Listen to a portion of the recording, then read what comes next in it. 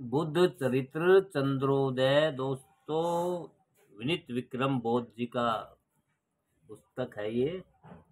और इसमें महात्मा बुद्ध तथागत बुद्ध का मतलब जातक कथा बोलो, उसको जीवन परिचय या जो घटना घटित बुद्ध काल में हुई उनके साथ, उनका मतलब जातक जीवन की चरित्र कथा वगैरह वगैरह।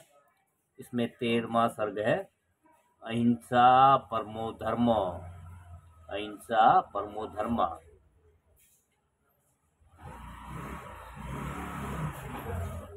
13वां सर्ग अहिंसा परमो धर्म।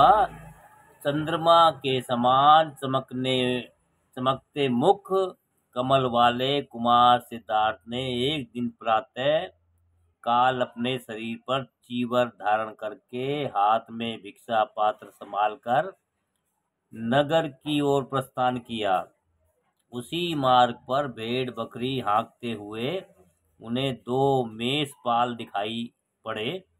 भेड़ का एक बच्चा पैर में चोट खाकर धीमी चाल से लंगड़ाते हुए चल रहा था। कहीं पीछे न छूट जाए इस डर से वह दूर तक तो दौड़ता था, फिर पीड़ा से व्याकुल होकर पुनः लंगड़ाने लगता था। उसे दुख से बहुत बेचैन देखकर करुण हृदय वाले कुमार सिद्धार्थ विशेष रूप से द्रविड़ हो गए। कौन सा एक पढ़ा है?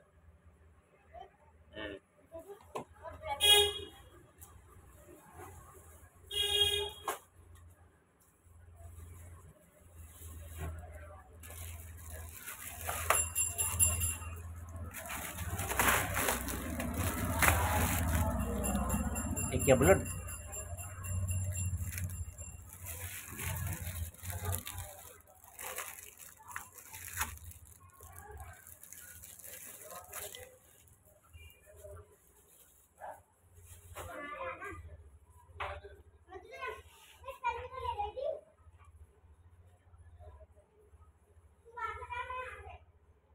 कहीं पीछे न छूट जाए इस डर से वह कुछ दूर तक तो दौड़ता था, फिर पीड़ा से व्याकुल होकर पुनः लंगड़ाने लगता था। उसे दुख से बहुत बेचैन देखकर करुण हृदय वाले कुमार सिद्धार्थ विशेष रूप से द्रविड़ हो गए। भेड़ के उस बच्चे को गोद में लेकर महाभिक्षु उनके साथ साथ चलने लगे।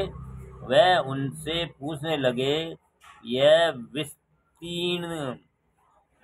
विस्तीर्ण जंगल, बगीचा और मैदान छोड़कर तुम लोग इन भेड़ बकरियों को किस कछार में चराने के लिए ले जा रहे हो?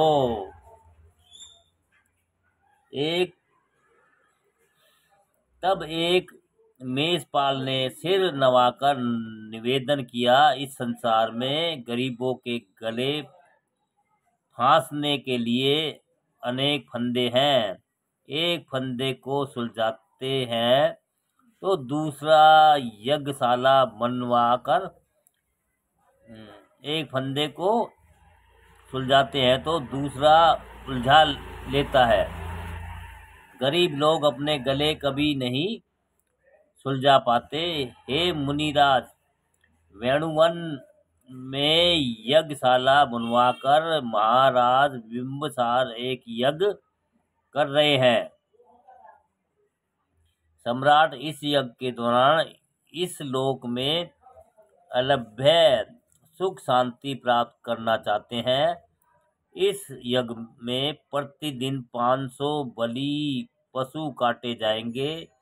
राजा की ओर से जिन्हें जैसा आदेश प्राप्त होता है, लोग अपना अपना सहयोग एकत्र करके वहां भेजते हैं। बलि कर्म के लिए 100 भेड़ और 100 बकरी देकर आज हम लोग भी इस शुभ कार्य में सहायक होंगे। उनकी बात सुनकर गौतम के शरीर के एक एक अंग कण कांप उठे। वह कहने लगे, तुम लोगों के साथ आज मैं भी वहां चलूंगा और उस शुभ कार्य में सहायक बनूंगा। ऐसा कहकर उसे मेमने को गोद में लिए हुए उनके साथ साथ चलकर नगर में आ गए। भेड़ बकरियों के झुंड के साथ दाएं बाएं दोनों मेषपाल चल रहे थे। भेड़ के बच्चे को गोद में लिए हुए पीछे पीछे भिक्षुक परवर गौतम बुद्ध चल रहे थे। तेज से दीप्त और प्रताप से प्रदीप्त कमल के समान सुंदर मुख कामदेव के दर्प को चूर करने वाला था। उनके सुंदर नेत्र संताप को नष्ट करने वाले थे। उनमें ऐसी गंभीरता थी मानो सीपों के भीतर अपार सागर समाया हुआ हो। उनके गोरे शरीर पर पीला चीवर इस प्रकार शोभामान था मानो स्वर्ण पात्र में मक्खन एकत्रित किया गया हो। शुभ दिन, शुभ काल, शुभ योग पाकर नगर के लोगों को उनके दर्शनों का लाभ प्राप्त हुआ। लोटा पीटता हुआ लाहौर उन्हें देखकर ऐसे बावला हो गया कि उसके हाथ का हथौड़ा आकाश में ही उड़ गया। माला गूंथती हुई सुंदरी उन्हें देखकर अपनी सुध बुध भूल गई और उसने चूक कर सुई अपनी हाथ में चुभो ली। उन्हें देखकर गाय दुधता हुआ गोप इतना चंचल हो गया कि दूध की धार दुग्ध पात्र के बजाय जमीन पर गिरने लगी। चित्र बनाता हुआ चित्रकार उस विलक्षण दृश्य को देखकर इतना तन्मय हो गया कि वह स्वयं चित्र लिखित के समान दिखाई देने लगा। उस सुकुमार और मनोरम मूर्ति को देखकर मूर्ति बनाता हुआ मूर्तिकार इतना दत्त हो गया कि वह स्वयं जड़ मूर्ति जान पड़ने लगा। उन्हें देखकर गीत गाते हुए गायक को गीत के बोल को भूल गए और वह चुपचाप मुंह बाए हुए उन्हें देखता रहा। नगर की गली गली में भेड़ बकरियों के झुंड को हाँकते हुए वे लोग नगर के दूसरे छोर पर आ गए।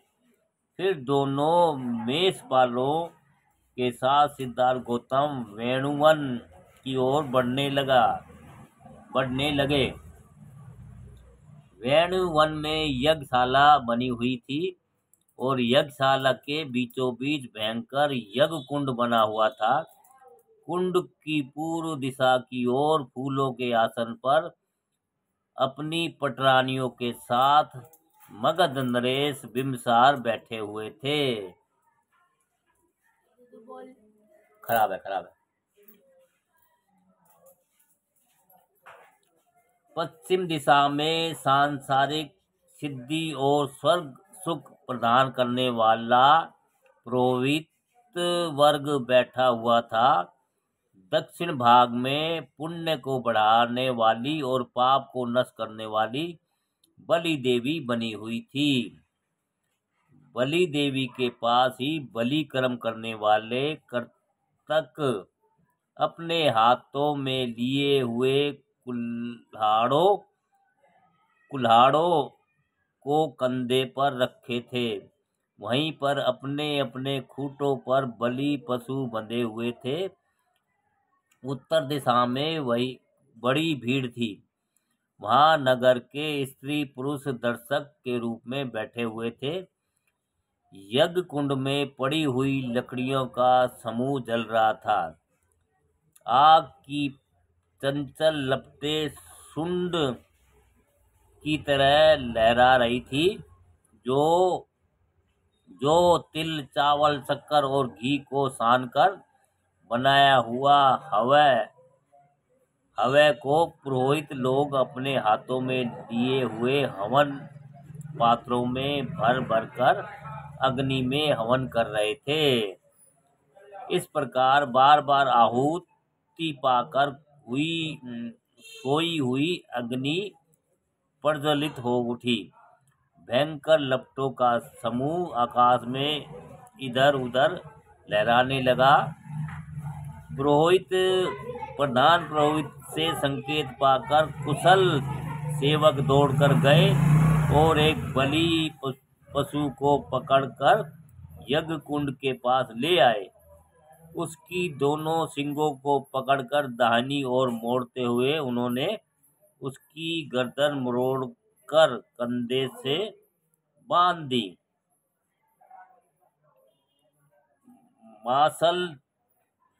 मासल सांड के समान डील डोल वाला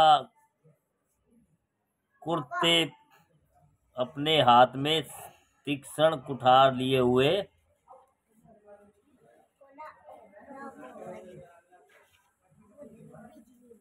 नहीं है तीक्ष्ण कुठार हुए खड़ा था। उसके हृदय में भबक कर हिंसा भाव जागृत हो गया। उसी समय प्रधान पुरोहित मंत्र पाठ करने लगा है।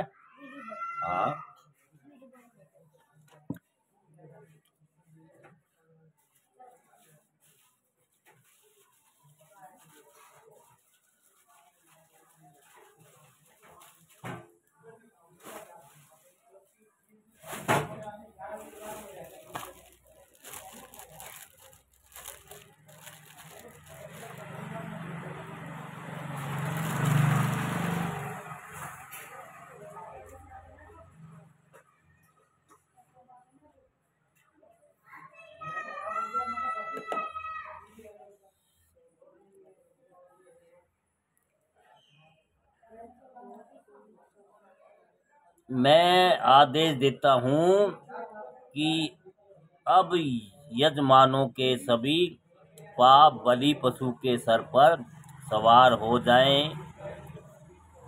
जब उसका सर यज्ञ कुंड में गिरे तो सब पाप अग्नि में जलकर राख हो जाएं।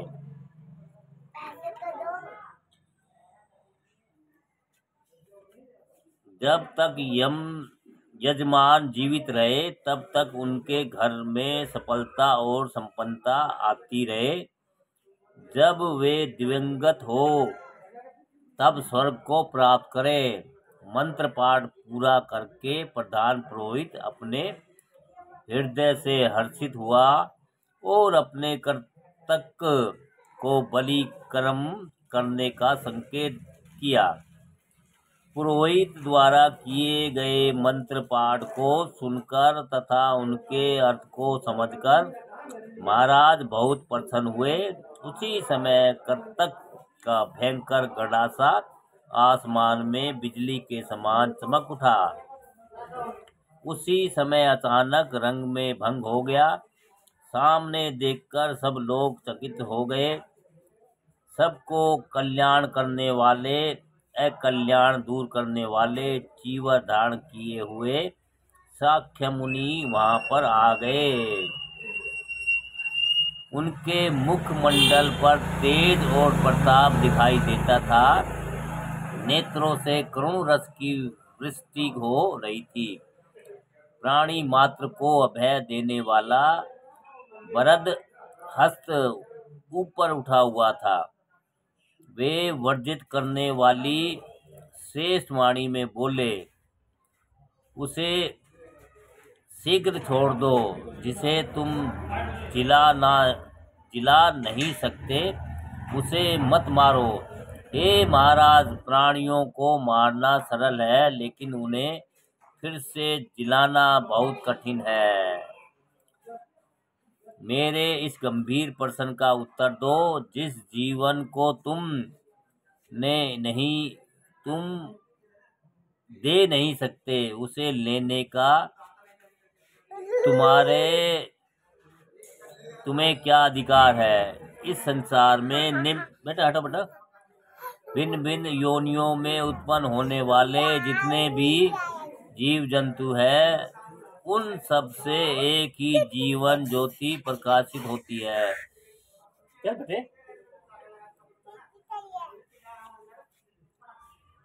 संसार के सब जीव जंतुओं में एक समान जीव ज्योति जागृत होती है। उसी प्रकार उन सबको एक समान ही अपने अपने प्राण प्रिय लगते हैं।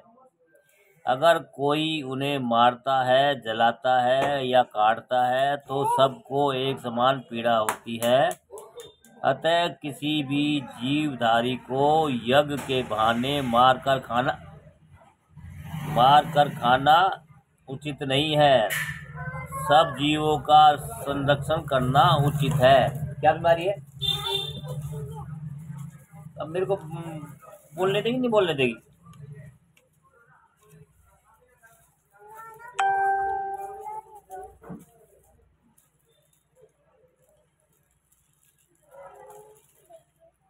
हे पालतू पशु, तुम सदैव घी, दूध, दही देते हैं। ये पालतू पशु तुम्हें सदैव घी, दूध, दही देते हैं। ये काम तो करते हैं पर तुमसे दाम नहीं लेते। ये जो लाद कर तुम्हारे घरों में अनाज लाते हैं, अनेक प्रकार के वाहनों को खींचकर चलाते हैं। घोड़े पढ़ने देगी, नहीं पढ़ने देगी? क्या है वहाँ? चल आगे आगे।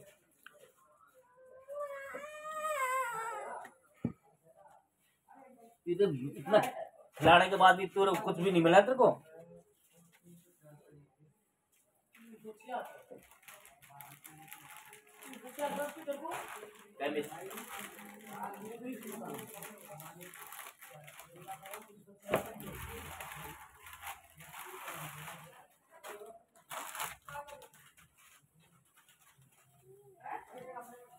दादी की तबीयत ठीक नहीं है। कल से वही रहेगी।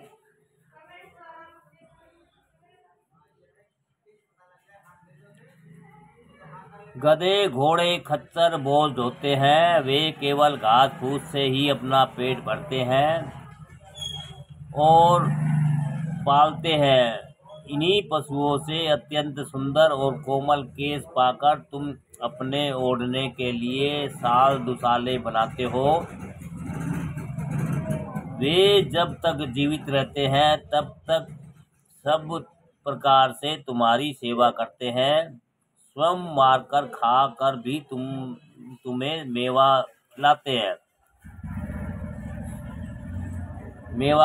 हैं। वे मरने के बाद भी तुम्हारे प्रतिकूल नहीं होते। अपने चमड़े को तपाकर तुम्हारे पैरों की रक्षा करते हैं। ये स्वयं सहकर सबको सुख देते हैं। वे अपना सर्वस्व दान कर देते हैं पर बदले में कोई प्रतिदान नहीं लेते। ये बेचारे मनुष्य की बोली नहीं बोल पाते पर अपनी खुली हुई आंखों से प्राणों की भीख मांग रहे हैं। ये तुम्हारे ऊपर अटल विश्वास करते हैं। तुम्ही से कुछ पाने की आस रखते हैं। तुम्हें छोड़कर इनके पास कोई दूसरा सहारा नहीं है। तुम इनकी रक्षा न करके बलपूर्वक इनके प्राण लेने पर तुले हो। ऐसा विश्वासघात क्यों करते हो? जो देवता सदैव मद मांस का सेवन करते हैं वे पूजनीय नहीं हो सकते। जो स्वयं अपना पेट नहीं भर सकते बल्कि दूसरों के खिलाने से ही खाते और पिलाने से पीते हैं। जो हमेशा भूखों मरते रहते हैं और दूसरों के जिलाने से ही जीते हैं। ऐसे असहाय और असमर्थ देवता भला किसी को क्या दे सकते हैं? वे सिद्धि और समृद्धि कैसे प्रदान कर सकते हैं? जो हत्या कर्म करने से प्राप्त होता हो, ऐसा स्वर्ग लेने से कोई लाभ नहीं है। जो दूसरों को दुख का कारण हो, ऐसा रस में सुख भी नीरस है। ऐसे स्वर्ग में कोई सार नहीं है। उससे अच्छा बल्कि नरक ही है। पशु हत्या का घोर पाप करने से क्या पहले किए हुए पाप नष्ट हो जाएंगे? क्या रक्त से रक्त की लकीर धुल सकती है? क्या काजल से काजल का दाग मिट सकता है? अगर अपने द्वारा किए हुए पापों का समूह इस प्रकार दूसरों के सर पर चला जाए, तो फिर दूसरों के खाने से अपना पेट क्यों नहीं भर जाता? मानव मन अलभ्य वस्तु का लोभ करता है। वह हाथ से आकाश के तारे तोड़ना चाहता है। इसी लोभ वृत्ति के कारण यज्ञ को स्वर्ग की सीढ़ी समझकर अनेक पिछली पीढ़ियों पाप के गड्ढे में गिर चुकी है। अब होश में आकर यह अकर्म छोड़ दो। हृदय में हिंसा धर्म धारण करो। यह भयंकर कुठार दूर फेंक दो। सभी पशुओं के बंधन खोल दो। हे लोकपाल, सब प्राणियों को प्राण दान दीजिए और सारे संसार में यश प्राप्त कीजिए। उनकी वाणी असीम प्रभाव पैदा करने वाली थी, मानो जनमानस को मथने वाली हो। उनके द्वारा बोले गए एक एक वर्ण मानो तीखे बाण थे, जिन्होंने फरेब के सब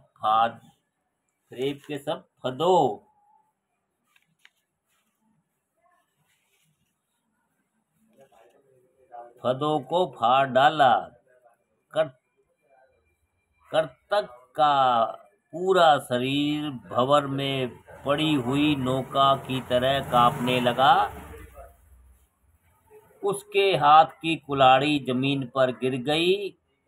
सभी पुरोहित इस प्रकार निश्चल और निस्पंद हो गए थे, मानो वज्रपात से मारे हुए ठुंठ वृक्ष खड़े हों। महाराज बिम्बसार आंखें खोले हुए उनके चंद्रमुख को देख रहे थे। सचेत होने पर वह कहने लगे, हे मुनिराज, आज अचानक यहाँ आकर आपने बहुत बड़ा अनर्थ होने से बचा लिया।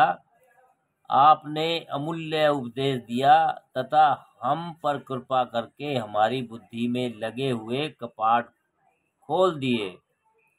आपके उपदेशों को उचित मानकर मैं उन्हें शिरोधार्य करता हूँ। हे मुनिवर, आप प्रसन्न हो जाएं। मैं सभी बलि पशुओं को बंधन मुक्त करता हूँ। अब मैं पूर्ण रूप से अहिंसा व्रत लेता हूँ। सब प्राणियों को अभय दान देता हूँ। मैं यह आदेश भी देता हूँ कि जहाँ तक मेरे राज्य की सीमा हो, वहाँ तक कोई भी हिंसा कर्म न करे। ऐसा कहकर राजा ने करुणों के पैरों का स्पर्श किया। राजा को दयनीय शील जानकर गौतम बहुत प्रसन्न हुए। शीघ्र ही सब मवेशी मुक्त कर दिए गए। वह लोग अपने अपने डोरों को हाँक कर चल पड़े। गोप और किसान उन्हें आशीष देते हुए कहते थे, हे महामुनि, आप करोड़ों वर्षों तक जीवित रहें। नगर के स्त्री पुरुष उनकी प्रशंसा करते हुए कहते हैं, ऐसा लगता है कि किसी महान पुरुष ने जन्म लिया है।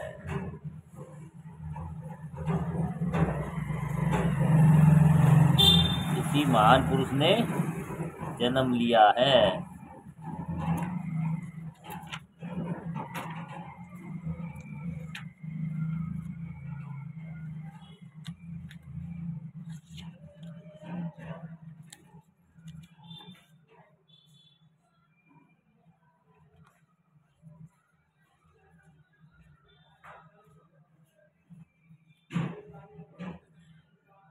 लौटते समय मार्ग में जो पुरवासी मिलते थे, वे सुंदर अवसर पाकर उनके दिव्य दर्शन कर लेते थे। बहुत से स्त्री पुरुष उनके पैरों पर गिरकर साष्टांग प्रणाम करते थे। माताएं अपने बच्चों को उनके पैरों पर गिराकर प्रणाम करवाती थी। उस दिन वे घर घर जाकर भिक्षाटन नहीं कर पाए।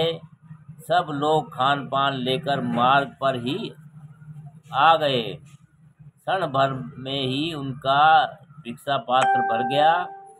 जो लोग पीछे आए थे वे पछताते रह गए।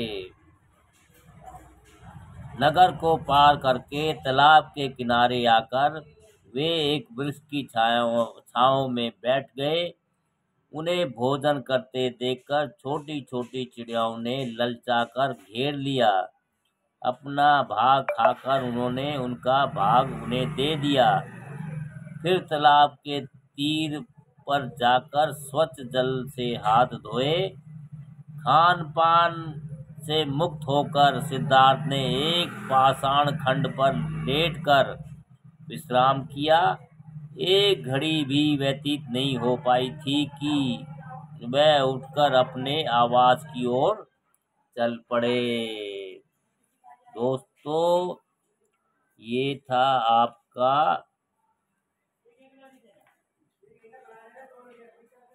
अहिंसा बुद्ध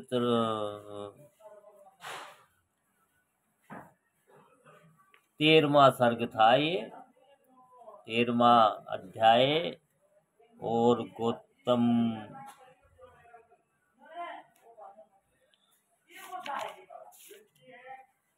13वां सर्ग था। ये अहिंसा परमो धर्मो, अहिंसा परमो धर्मो। दोस्तों, हमारी जानकारी और हमारी वीडियो अगर आप लोगों को अच्छी लगती है तो वीडियो को लाइक कमेंट शेयर भी करते रहिए। दोस्तों, हौसला बढ़ाते रहिए।